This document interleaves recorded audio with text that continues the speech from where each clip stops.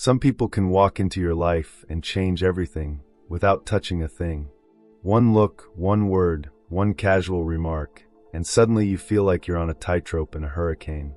Carl Jung observed that certain personalities carry an almost gravitational pull toward chaos. Not all danger is physical. Some of it lives quietly in the way people think, manipulate, or reflect their own insecurities onto others. These are the people who sap your energy, cloud your judgment, and derail your life without ever intending to strike directly. The terrifying and oddly amusing truth is that most of us encounter these personalities repeatedly and often fail to see them until the damage is done. The first type is the energy vampire. This is the person who, simply by being present, leaves you drained. They aren't necessarily malicious. They're usually caught in cycles of need, drama, or obsession, and you're just a convenient outlet. Jung believed that such individuals are dangerous not because they steal possessions, but because they steal clarity, calm, and focus. Humor creeps in here naturally. Watch them venting endlessly about a problem that isn't yours, passionately convinced that their chaos deserves your attention. You can't help but notice the irony. They demand your mental energy, while contributing almost nothing in return. The first lesson, according to Jung, is to recognize the drain before it consumes your equilibrium. Next comes the chronic manipulator. These are people who twist reality subtly, persuading you to adopt their perspective, often while obscuring their own motives. They are masters of suggestion, flattering when it suits them, gaslighting when it doesn't. Jung warned that manipulation is particularly insidious because it erodes self-trust. One day you think you're acting of your own volition, the next you're wondering if you've been cleverly puppeteered all along. And the humor is dark but undeniable. Manipulators often consider themselves geniuses, oblivious to how transparent they are to someone observing carefully. The trick is to notice their pattern before becoming a pawn in their ongoing psychological chess game. Then there's the relentless critic.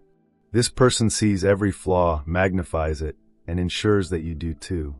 Jung emphasized that exposure to relentless criticism can distort self-perception, leaving even strong minds doubting themselves. They thrive on creating self-doubt because it reinforces their own sense of superiority. The comedy is in their exaggerated seriousness.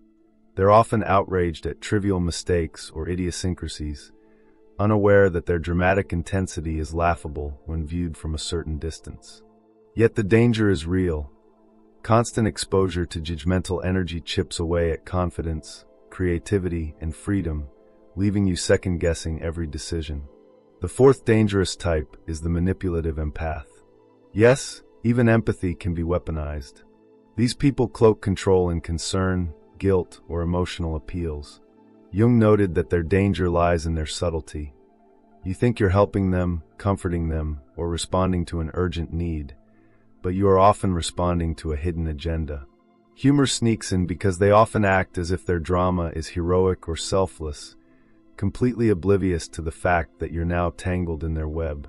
The skill lies in distinguishing genuine vulnerability from performative dependency, a distinction easier observed than argued. Next, there's the chronic victim. Jung warned that some people perpetually inhabit a world where everyone else is to blame for their misfortune. They drain empathy, shift responsibility, and cultivate an environment of guilt and obligation around themselves. The subtle amusement is that they often maintain a tone of martyrdom, so sincere you almost admire it, until you realize the cost. Constant emotional labor, deferred plans, and persistent distraction from your own growth. The lesson is brutal but necessary. Identifying patterns of perpetual victimhood allows you to disengage without guilt, freeing yourself from the invisible chains they wrap around others' lives. Finally, the deceiver. These individuals operate on multiple levels of dishonesty, with themselves, with others, and with reality itself. Jung noted that the deceiver's danger is not always in grand betrayals, but in small, consistent distortions that accumulate over time. Humor surfaces naturally here, in the absurd confidence they carry despite their web of half-truths and contradictions. Their charm, cunning, or persuasiveness may mask danger at first, but prolonged exposure reveals the pattern. The strongest defense, Jung suggested, is discernment, a careful mind that watches for inconsistency, tracks behavioral patterns, and refuses to grant trust blindly. The common thread among all these types is subtlety. None necessarily threaten you directly with violence or overt cruelty. Their power is quieter, more pervasive, and often socially acceptable. They thrive on inattention, distraction, and unawareness. Jung's insight was that recognizing these types early protects your mental energy, preserves clarity, and allows you to make decisions without being unconsciously influenced. And the humor is almost inevitable. Most of these personalities are oblivious to the chaos they leave behind, convinced they are entirely charming, helpful, or justified in their behavior, while you quietly take notes, adjust your boundaries, and sometimes laugh at the absurdity of it all. Recognizing dangerous people is one thing. Understanding how they operate and how to protect yourself is another. Carl Jung emphasized that these personalities are rarely obvious at first. They present themselves charmingly, persuasively, or even innocuously, and only over time does the pattern emerge. That's what makes them so dangerous. The damage is slow, cumulative, and often invisible until you're already entangled. The humor, if you pause to notice, lies in how people often brag about their friends or colleagues who in reality are precisely the type Jung warned us about. We witness their dramas, subtle manipulations, and energy-sapping tendencies, yet somehow dismiss it as normal social behavior. Meanwhile, the quiet observer, aware, discerning, and slightly amused, sidesteps the chaos entirely, noticing patterns that everyone else only sees in hindsight. Let's revisit the energy vampire, now in practice. They rarely announce themselves with a warning sign. Instead, they arrive quietly, perhaps smiling, asking a seemingly harmless question or sharing a small complaint. You may think, I'll just hear them out for a moment, and hours later, you're exhausted, your focus shattered, your mood subtly altered. Jung highlighted that the danger lies in habitual exposure. You begin to internalize their unrest, their anxiety, their obsession with minor crises. But once you recognize the type, the strategy is simple: boundaries. Maintaining a subtle, firm awareness, listening without over-investing, empathizing without absorbing, is key. Humor sneaks in naturally. While the energy vampire flails through their storm, you remain the calm eye, barely breaking a sweat while they exhaust themselves theatrically. Manipulators operate on a different plane, often employing charm, persuasion, or subtle coercion to achieve their aims. They are adept at bending perception, making you question your own decisions or motivations. Jung emphasized that their power depends on secrecy and misdirection. The more you are unaware, the more effective they become. The subtle amusement comes when you notice the patterns: repeated flattery followed by mild guilt, urgent requests disguised as casual suggestions, or contradictions carefully cloaked in justification. Once these tactics are recognized, their subtle control evaporates. Observation and restraint are your strongest tools. You do not argue, you do not expose, you simply notice and adjust your engagement. The manipulator's charm becomes almost comically transparent when you understand the rhythm of their tactics. The relentless critic thrives on exaggeration and intensity, feeding off the reactions of others. They magnify flaws, real or imagined, and maintain the appearance of intellectual or moral superiority. Jung warned that constant exposure to such individuals can distort perception and erode self-confidence. The subtle humor here is rich. Critics often dramatize minor mistakes as if they were catastrophic, giving themselves a starring role in a play where everyone else is supposed to feel inadequate. The antidote is awareness, noticing when criticism is disproportionate, when patterns repeat, and when it veers into unnecessary control. Once recognized, the critic's power diminishes significantly because their fuel, your doubt, your reaction, is no longer available. The manipulative empath is particularly tricky. Their strength lies in disguise. They appear vulnerable, needy, or distressed, drawing your concern and compliance. Jung observed that their danger is hidden behind the guise of emotion. You think you are responding to genuine need, when in fact you are reinforcing patterns of control. Humor appears in their self-perception. They often see themselves as benevolent heroes, unaware of the subtle manipulation at work. The strategy is discernment, separating true vulnerability from performance, providing support where appropriate, and withdrawing involvement when patterns indicate subtle coercion. Once you see the mechanics, the manipulative empath's tactics lose their potency, leaving you free to engage on your own terms rather than theirs. Chronic victims are another slow-burning hazard. Jung described their world as one where everyone else bears responsibility for their misfortune. They subtly induce guilt, obligation, and responsibility in those around them, often with extreme sincerity. The humor is layered. Their sense of martyrdom is usually grandiose, and yet it is delivered with such earnestness that observers can't help but notice the absurdity of the dramatic performance.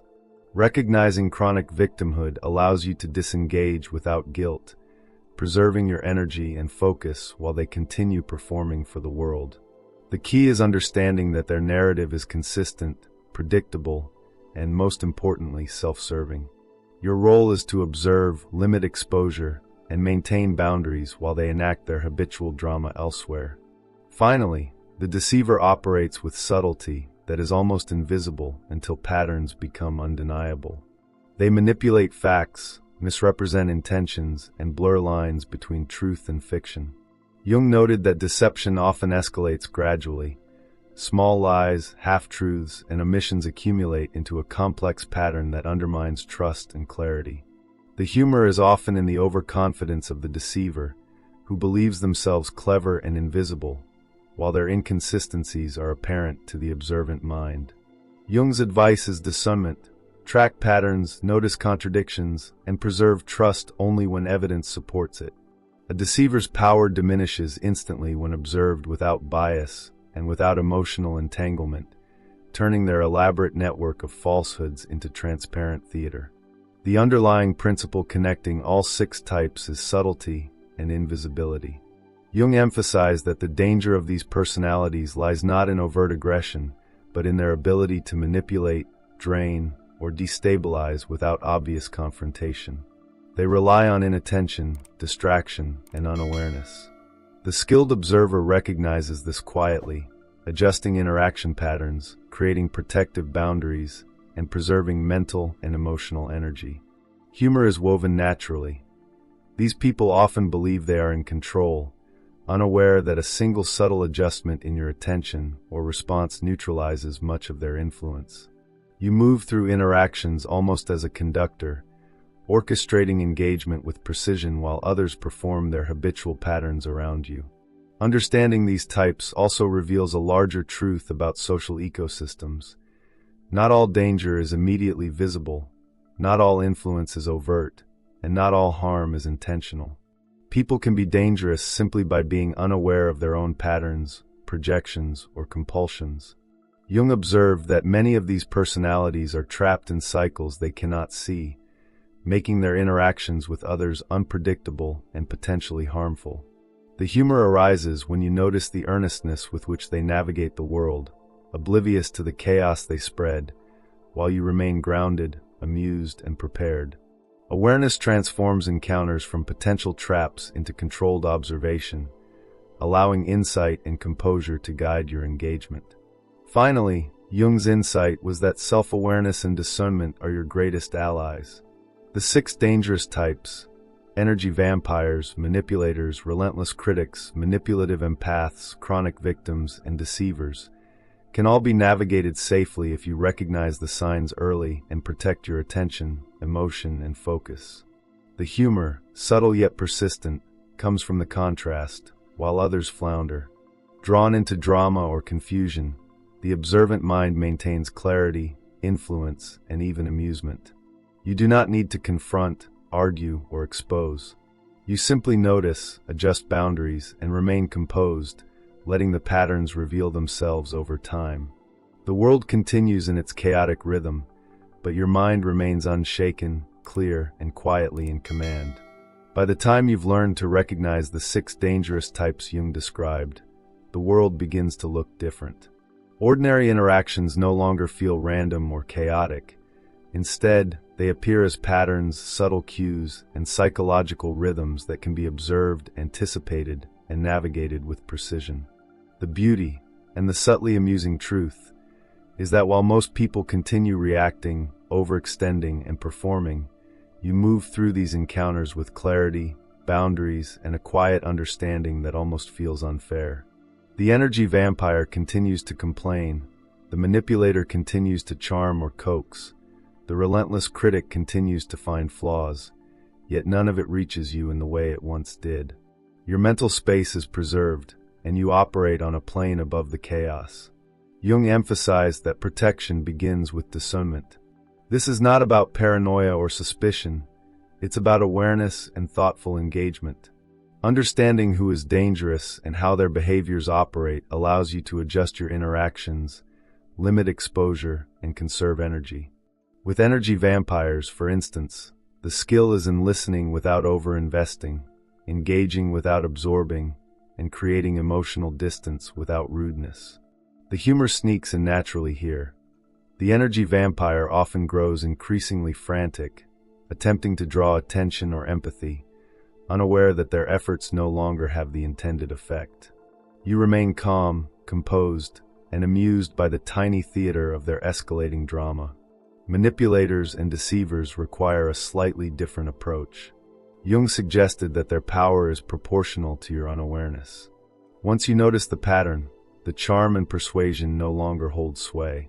You respond with minimal engagement, careful observation, and strategic patience. The subtle comedy here is inevitable. Manipulators often believe they are performing some brilliant psychological magic, while the quiet, observant mind sees the pattern and the absurdity at once. You're no longer caught in the story they want you to believe. You're a neutral observer, watching as they expend energy to control someone who has already disengaged. Their tactics, once potent, become almost farcical when faced with recognition and composure. The relentless critic and chronic victim thrive on reaction. Critics feed on doubt, questioning, and self-consciousness. Victims feed on empathy, guilt, and obligation. Jung observed that their influence is strongest when their targets engage emotionally, taking their criticisms or dramatics personally. The key to neutralizing them is consistency.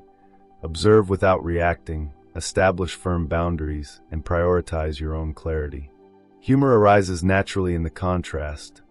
The critic rants, the victim laments, and the manipulative empath entangles, yet none of it pierces your calm awareness. You witness the performance unfold like a rehearsed play, recognizing each cue, anticipating each overreaction, and adjusting your presence without disruption. Even social subtleties work in your favor. People unconsciously reveal more than they intend, especially around those who are calm, perceptive, and emotionally self-contained. Jung noted that dangerous individuals often underestimate a quietly observant mind because they assume that only loud, reactive, or assertive behavior can influence others. The irony is that your silence and attention often accomplish far more. People reveal their patterns, contradictions, and intentions without realizing it. The subtly funny reality is that while they think they're in control, it's you who truly understands the rhythm of the interaction, who can predict responses, and who can protect your own energy effortlessly. Self-mastery is central. Jung emphasized that your relationship with yourself sets the standard for how others interact with you. When your boundaries are clear, your attention is deliberate, and your emotional center is calm, dangerous personalities cannot operate with the same effect. Energy vampires lose their grip. Manipulators can no longer subtly bend your perception. Critics find their judgments ignored. Chronic victims discover their guilt tactics fail. Deceptive individuals see their inconsistencies noticed. In every case, your internal stability neutralizes the external chaos. And yet, the subtly humorous layer remains. All of these people often think they're winning, while you quietly navigate the situation untouched, clear-headed, and even slightly entertained. Jung also highlighted the importance of selective engagement. You don't need to confront, correct, or eliminate dangerous personalities entirely. Sometimes distance, observation, and strategic withdrawal are enough. This is particularly true in workplaces, social networks, and family dynamics where complete avoidance isn't practical. By observing without overreacting, disengaging without drama, and maintaining awareness of behavioral patterns, you protect your mental space and energy. The humor emerges naturally. These individuals, oblivious to your strategy, continue their patterns, increasingly frustrated that their usual tactics no longer work. It's a quiet victory that requires no speech, no confrontation, and no performance, only consistent observation and self-control. Another essential layer is reflection. Jung believed that dangerous people often trigger responses in us that reveal our own vulnerabilities, biases, and habits. By noticing what annoys, frustrates, or drains you, you gain insight into your own psyche. Energy vampires reveal your limits. Critics expose insecurities. Manipulators highlight areas where your attention or judgment is unguarded. The subtle comedy is almost irresistible. These dangerous personalities act as unintentional teachers, demonstrating not only their patterns but also your own blind spots. Awareness transforms these interactions from hazards into opportunities for personal growth, self-mastery, and psychological refinement. Boundaries, awareness, and self-reflection combine to produce a kind of quiet power. Jung suggested that dangerous personalities lose influence when faced with someone who observes calmly, maintains emotional equilibrium, and responds strategically rather than impulsively. Your reactions, or your lack thereof, reshape the dynamics. People who once dominated or drained you suddenly find their patterns disrupted, their influence diminished, and their subtle manipulations ineffective. Humor naturally arises in this inversion. The ones who thought they were orchestrating control are left baffled, while the silent, aware mind navigates the social landscape with ease. Ultimately, the transformational insight Jung provides is simple yet profound. Danger is rarely physical, it is psychological. Awareness, self-mastery, and observation are your greatest protections. By recognizing energy vampires, manipulators, relentless critics, manipulative empaths, chronic victims, and deceivers early, you preserve clarity, mental energy, and freedom. By maintaining calm and selective engagement, you neutralize their power without confrontation. And by reflecting on the triggers they reveal within yourself, you gain deeper insight into your own patterns, vulnerabilities, and strengths. The subtly funny part is that most of these individuals never realize their influence has been neutralized. They continue performing, struggling, and manipulating, while you remain entirely untouched, aware, and in command. Finally, Jung leaves us with a challenge. Observe the patterns, set the boundaries, and cultivate clarity. The people around you will continue their dramas, subtle manipulations, and energy-draining antics, but the one who truly masters this knowledge moves through life almost unassailable, quietly navigating every interaction with precision, insight, and a touch of amusement. The transformation is not in confronting the dangerous people. It is in becoming someone who cannot be controlled, drained, or manipulated. And in that quiet mastery, the world's chaos continues to unfold around you, comically oblivious, while you move through it with clarity, strength, and composure.